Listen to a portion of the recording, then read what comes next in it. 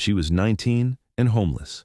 No family left who would take her, no savings, just a canvas duffel and a brass thimble worn thin by another woman's thumb, and 5 single-dollar bills she had earned washing dishes at a diner on the highway outside Lexington. And with that $5, she bought a forgotten dressmaker's shop on Bridge Street in the town of Mercy Creek in Augusta County, Virginia, on a stretch of the old Valley Turnpike that had not seen a needle drawn through cloth for pay since the shop had closed in 1949. The brick front had gone soft and crumbling at the mortar. The display window was clouded with 76 years of dust, but what nobody knew was that hidden behind the cedar paneling of the back-fitting wall, sewn into the lining of the very building itself, was something that would change her life forever. Before we continue, if stories like this mean something to you, hit subscribe and tell us in the comments where you're watching from. We love seeing how far these stories travel. Opal Hartley had grown up with the smell of pressed cloth and beeswax thread and the particular dry sweetness of cedar shavings kept in a bowl to drive the moths from the wool. Not the smell of a department store with its chemical newness and its plastic hangers, but the deeper, older, more complicated smell of a room where cloth was cut and shaped and stitched by hand, where bolts of fabric stood on end in the corners like a small forest, where the iron sat warming on its trivet, and the steam rose off the dampened linen in slow white curls. Her great-grandmother had taught her to know cloth by that smell and by touch, to run a thumb along a weave and feel whether it would hold a seam or fray, to tell linen from cotton from wool with her eyes closed, because the hand knows what the eye can be fooled about, and a dressmaker who trusts only her eyes is a dressmaker who ruins good cloth. Her great-grandmother had not lived to see Opal born, but the knowing had come down anyway, the way water finds its way down a hillside, through Opal's grandmother, and through the brass thimble, and through the stories, until it reached a girl who had nothing else. The shop on Bridge Street was older than the town's memory of itself. It had begun the autumn a young woman named Idelette Lessard stepped off the train from the coast in 1898 with a wooden case of dressmaking shears and a head full of patterns she had learned in a Charleston workroom, and looked down the length of Bridge Street and Mercy Creek, and decided that a valley full of farm wives and merchants' daughters and brides-to-be was a valley that needed a woman who could make a dress fit a body instead of forcing a body to fit a dress. She had been 23. She had rented the narrow brick storefront between the harness maker and the apothecary for $4 a month, and she had hung a hand-painted sign in the window that read, "Lessard, Dressmaker," and she had begun. She made wedding dresses and mourning dresses and church dresses and the plain shirtwaists that farm women wore 6 days out of 7, and she made them well, and she made them to last, and within 3 years every woman in Augusta County who could spare the money for a fitted dress climbed the 2 worn steps to Idelette Lessard's door. The shop made cloth into clothing without a break for 51 years through the hands of 3 generations of Lessard women, and not once in those 51 years did the shop sit dark for more than a Sunday. And the needles never stopped, and the dresses came off the work table fitted and finished the way Idelette had learned them in Charleston, and the way she taught her niece, and the way her niece taught the girl who came after. Idelette never married. This was not, in the telling that came down to Opal, a sorrow. It was a decision. Idelette had told her niece more than once that a woman who ran her own shop and kept her own books and answered to no one for the spending of her own earnings was a woman who had something most wives of her time did not have, which was the freedom to close the door at the end of the day and know that everything inside it was hers. She had watched her own mother lose everything in the bank failures of 1893, had watched a lifetime of careful saving vanish in an afternoon, because the money had been kept where men could reach it and lose it. And Idelette had decided as a girl of 18, standing in the wreckage of her mother's trust, that she would never again keep anything she valued anywhere that someone else controlled. She did not trust banks. She trusted cloth, and she trusted thread, and she trusted the walls of the shop she had built with her own earnings, and she kept what she saved where only a dressmaker would think to look. The brass thimble had belonged to Idelette. It had passed from Idelette to her niece Beulah, who ran the shop through the lean years of the Depression and the war, and from Beulah to her daughter Clarice, who was the last Lessard to draw a thread for pay, and who closed the shop in the autumn of 1949 when the ready-made dresses came down from the factories in the cities, sewn by machines in a single afternoon, and sold for less than Idolette had charged for the cloth alone. Clarice had locked the door of the Bridge Street shop on a gray October morning and had carried away with her only the brass thimble and a framed photograph of Idolette standing in the shop doorway in 1910.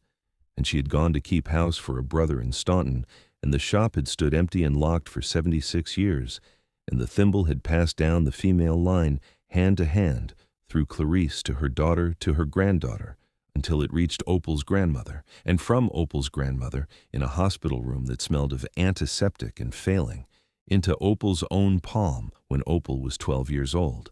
By the time Opal was 6, she could thread a needle in the dark. Her grandmother had taught her on winter evenings in the cramped apartment they shared, the two of them sitting under a single lamp with a basket of mending between them. And her grandmother had told her that a lessered woman learned the needle before she learned her letters, because letters could wait, but a torn hem could not. By 8, Opal could turn a hem so fine the stitches disappeared into the cloth. By 10, she could cut a simple shift from a paper pattern without wasting an inch of fabric, laying the pieces against the grain the way her grandmother showed her. Because cloth has a direction the way wood has a grain, and a dress cut against the grain hangs wrong, and no amount of pressing will fix it.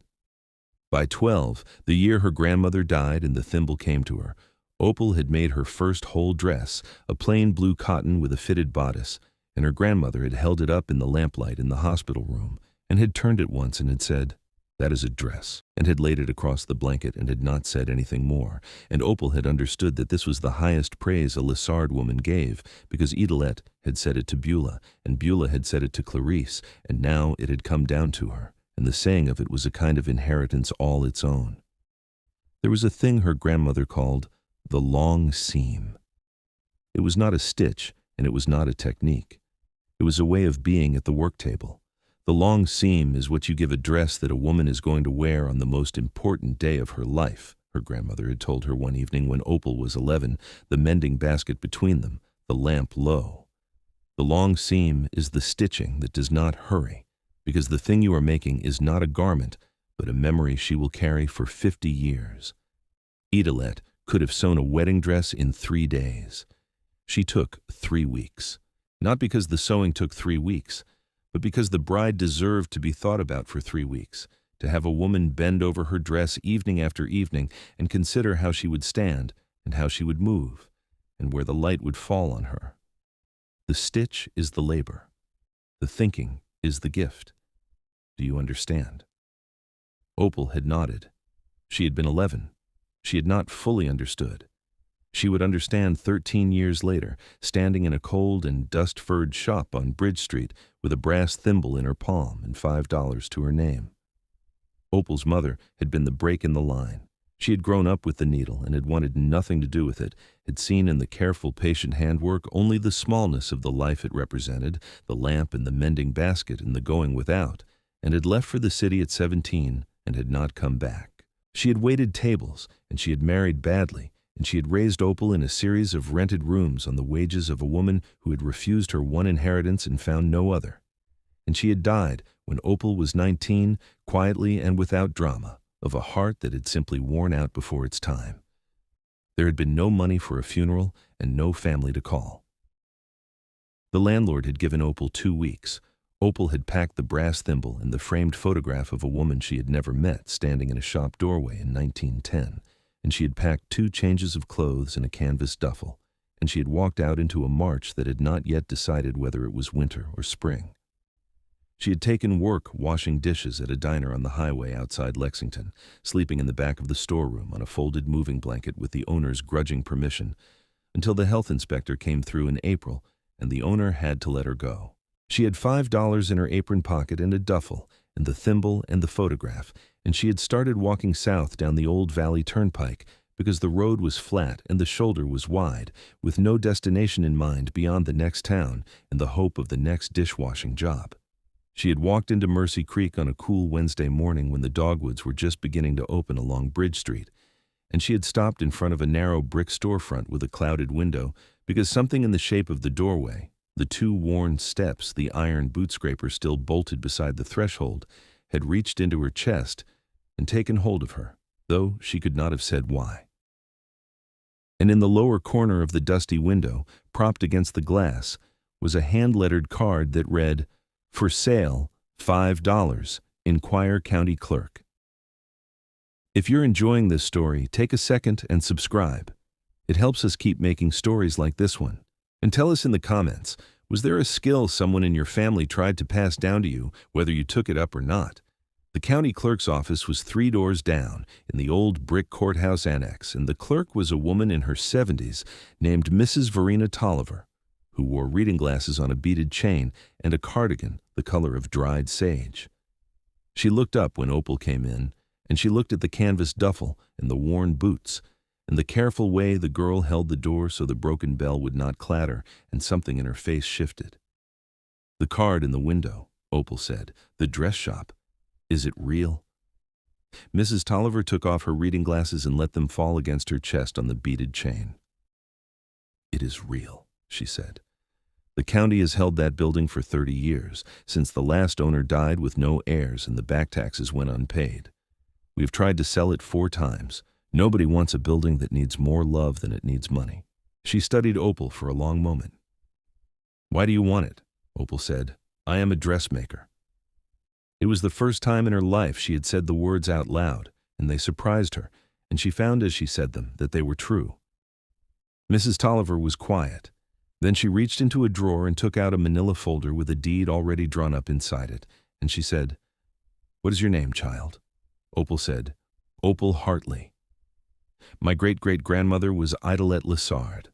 The room went very still. Mrs. Tolliver sat back in her chair and looked at the girl for a long time, and when she spoke, her voice had changed. "My mother bought her wedding dress in that shop," she said, "in 1931. She kept it in a cedar chest her whole life. She told me Idolette Lessard could make a plain woman feel beautiful, and a beautiful woman feel like she had nothing left to prove." She slid the deed across the desk. "Then I suppose that shop has been waiting for you," she said. "Sign here." Opal smoothed her 5 wrinkled dollar bills flat on the desk. Mrs. Tolliver looked at them and did not pick them up right away. Then she took 4 of them and slid the 5th one back. "The recording fee is $4, she said. "Keep the other one. A dressmaker should never spend her last dollar." She gave Opal a heavy iron key on a loop of cotton cord in the broken-belled silence of the empty courthouse annex, and Opal walked the 3 doors back up Bridge Street and climbed the 2 worn steps and put the key in the lock, and it turned. The shop was one long, narrow room with a pressed tin ceiling gone gray with age and a wide plank pine floor and tall windows down one side that the morning light came through in long, dusty bars. A work table ran down the center of the room, its surface scarred and pale with 76 years of cutting, a few rusted pins still standing in it at angles where a hand had left them in 1949. Wooden dress forms lined one wall, headless and patient, some still wearing the ghosts of half-finished garments gone to rags. Spools of thread stood in a rack behind the counter, their colors faded to a uniform dusty gray. And along the back wall, behind the work table, was a fitting area paneled in cedar boards with a tall mirror clouded almost to blindness and a low platform where brides had once stood to be pinned. The whole room smelled of dust and old cloth, and underneath it, faint but unmistakable, the dry, sweet smell of cedar, the smell of her grandmother's mending basket, the smell of every winter evening of her childhood. Opal stood in the doorway and breathed it in and did not move for a long time. Then she stepped inside and she began. And she slept that first night on the wide pine floor in her sleeping bag with the iron key beside her head and the framed photograph of Idolette propped against the leg of the work table so that it was the last thing she saw before she closed her eyes.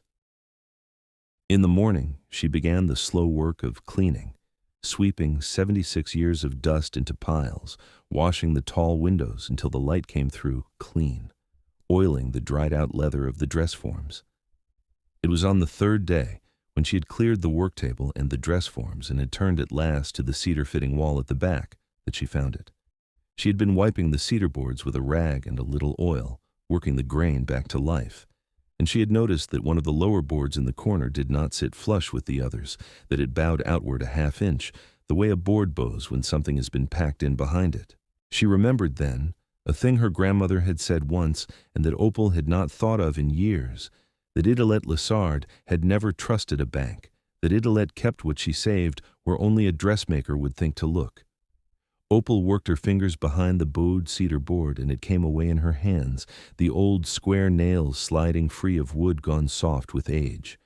Behind it, in the hollow space between the cedar paneling and the brick of the original 1898 wall, the cavity had been lined with layers of oilcloth and quilted batting, the way a dressmaker lines a coat against the cold, and stitched into the lining, sewn shut with tiny careful stitches that were nearly invisible, were a long row of canvas pockets. Opal sat down on the low-fitting platform with the bowed board in her lap and looked at the row of stitched pockets for a long time before she opened the first one. Then she took up her great-grandmother's brass thimble, and she worked the small shears from her duffel, and she cut the first row of stitches one by one. The way you open a seam you mean to resew, carefully, so as not to damage the cloth. Inside the first pocket, wrapped in tissue gone amber with age, were gold coins, Liberty quarter eagles and half eagles dated between 1898 and 1948, each one folded into its own square of waxed paper, 50 years of a dressmaker's careful saving, a few dollars set aside from every dress, sewn into the wall a little at a time across half a century. She counted them once and then again. She opened the second pocket and the third. There were 11 pockets in all, and they held 240 gold coins, and they held a folded length of the finest silk Opal had ever touched, ivory and uncut, saved for a dress that was never made. And in the last pocket, wrapped separately in a square of black mourning crepe, was a leather-bound book and a folded letter sealed with a drop of red wax. The book was the order ledger of the Lessard shop, 51 years of it, every dress recorded in 3 different hands, the name of every woman in Augusta County who had climbed the 2 worn steps, the dress she had ordered, the occasion she had ordered it for, the date it was finished, the price she had paid. Idelette's careful upright script in the early decades, Beulah's tighter slope through the Depression, Clarice's hurried pencil in the final years, wedding dresses and christening gowns, and the mourning dresses that came in clusters in the bad winters. The whole life of a county's women, written down in the language of cloth, 51 years of brides and widows and the dresses that had carried them through. And the last entry, in Clarice's pencil, dated the 2nd of October, 1949. 1 plain gray traveling suit for myself. The shop closes. Opal read it twice. Then she picked up the letter and broke the wax seal and unfolded it. And the handwriting was the careful upright script of the first page of the ledger, the hand of a woman who had stepped off a train in 1898 with a case of shears and a head full of patterns. To whatever daughter of this family finds her way back to this room. My name is Idelette Lessard. I built this shop with my own 2 hands and my own 2 eyes, and the patterns I carried out of Charleston in the autumn of 1898, and I have made dresses in it for 40 years as I write this, and I expect to make them until my hands give out. I'm sewing my savings into this wall a little at a time, the way my mother should have kept hers, where no bank and no man and no failure of other people's judgment can reach them. I do not know who you will be. I know only that you will be a daughter of this line, because no one else would ever think to look behind a fitting wall, and because the women of this family have always come back to the needle in the end, even the ones who swore they never would, even the ones who had to lose everything else first before they remembered that the one thing they could not lose was in their hands. If you are reading this, then you have lost a great deal, and you have walked a long way, and you have found your way to this door with little or nothing in your pockets. The coins are yours. They are the savings of every dress this shop ever made, set aside one at a time for a daughter who would need them. The silk is yours, for the dress you have not yet imagined, and the shop is yours. I want you to open the door again, not because the world still needs a dressmaker, for the factories have seen to that, but because a woman who can make a dress fit a body is a woman who can make a frightened girl feel beautiful on the most important day of her life. And that, it turns out, is a thing the factories have never learned to do and never will. Sew the long seam, daughter. The stitch is the labor. The thinking is the gift. With all that I have built and all that I leave, Idelette Lessard, dressmaker, Mercy Creek, the 4th of June, 1938. Opal Hartley sat on the low-fitting platform with the letter in her hands and did not cry. She folded it once, she pressed it against her cheek. She breathed in, and the dry, sweet cedar smell of the fitting wall, which was the smell of her grandmother's mending basket, which was the smell of every winter evening of her childhood, moved through the cold shop and filled her chest. She sat there a long time, until the morning light came full through the clean tall windows and fell across the work table and the gold coins and the ledger and the letter and her own two hands, and she watched the light come, and she understood that a woman she had never met had been sewing money into a wall for a granddaughter 4 generations away, on the simple faith that the line would hold and the needle would call one of them home.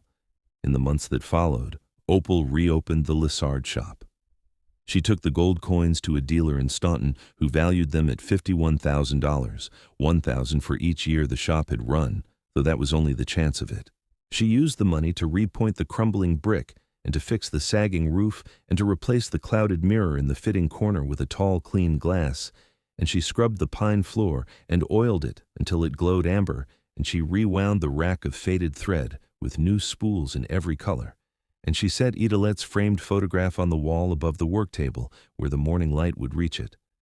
She kept the 11 canvas pockets, emptied now, stitched back into the fitting wall exactly where Idalette had sewn them, because a thing that has held a family's savings for half a century is a thing that should not be thrown away.